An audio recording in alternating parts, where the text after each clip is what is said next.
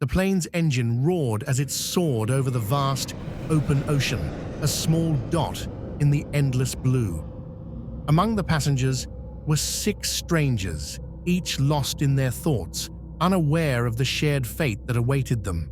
There was Alice, a young journalist; Mark, a retired detective; Claire, a quiet schoolteacher; Tom, a tech entrepreneur; Jenna, a doctor; and Paul, an enigmatic traveler with a secretive demeanor. The journey was supposed to be routine, just another flight connecting distant lands. But as the plane flew deeper into the unknown, a violent storm emerged from nowhere, turning the skies dark and turbulent. The passengers' conversations died down as the plane shook violently, the storm's fury rattling the small aircraft. Then, a deafening crack of thunder, followed by a blinding flash of lightning. The plane plummeted, losing altitude at a terrifying speed. Panic set in as the passengers gripped their seats, bracing for impact.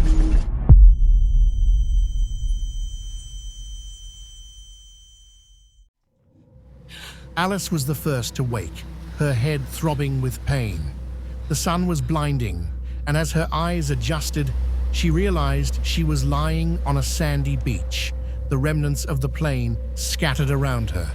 She sat up, scanning the area, and saw the others beginning to stir. The realization hit her like a ton of bricks. They had crash-landed on a deserted island. The group gathered together, checking for injuries.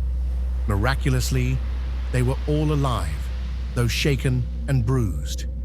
The island was small, surrounded by treacherous cliffs and dense jungle. There was no sign of civilization, no signal on their phones, and no way to contact the outside world. "We need to find shelter," Mark said, taking charge with the calm authority of a man used to handling crises, "and figure out how to survive until help arrives." Days turned into weeks as the group adapted to their new reality. They built a makeshift camp near the beach, rationed what little food they could salvage, and scouted the island for fresh water and resources. But as time passed, it became clear that this was no ordinary island. Strange things began to happen. At night, they heard whispers carried on the wind, voices that seemed to come from nowhere. Objects moved on their own, and shadows danced just beyond the light of their fire. Tom, ever the skeptic, dismissed it as stress and exhaustion, but the others were not so sure. One evening, Paul, who had kept to himself since the crash, disappeared without a trace. The group searched the island frantically, but there was no sign of him. It was as if he had vanished into thin air. Fear gripped the remaining survivors as they realized that someone was watching them. Mark and Alice took it upon themselves to investigate the island's interior. They ventured deep into the jungle, where they stumbled upon ancient ruins hidden beneath the overgrowth. The ruins bore strange symbols and carvings that neither could decipher. In the center of the ruins stood an altar, and on it lay a worn, leather-bound book. Mark carefully opened the book, revealing pages filled with cryptic writings and sketches of dark rituals.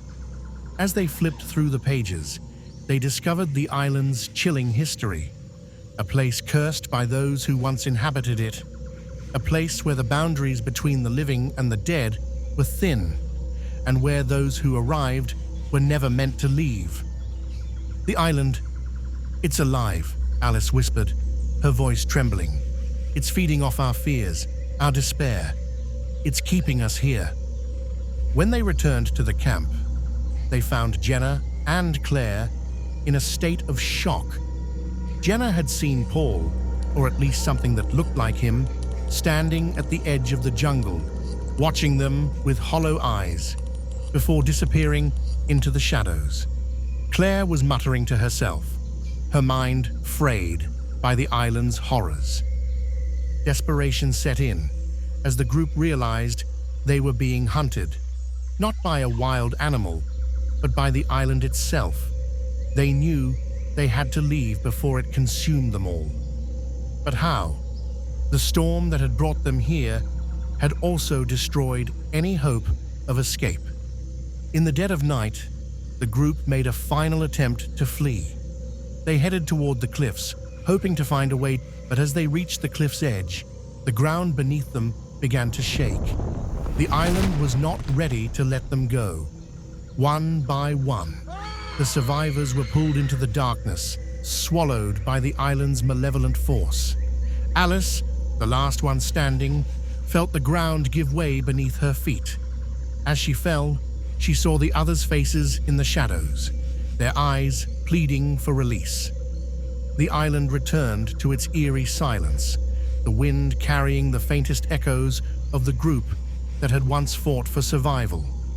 The plane wreckage remained, a testament to the island's power, but there was no sign of the people who had once been there. The island, shrouded in mystery and darkness, had claimed them as its own, just as it had done to countless others before them. And so, the island waited, patient and eternal, for its next victims to arrive. Thank you for watching. If you enjoyed it, don't forget to like, share, and subscribe.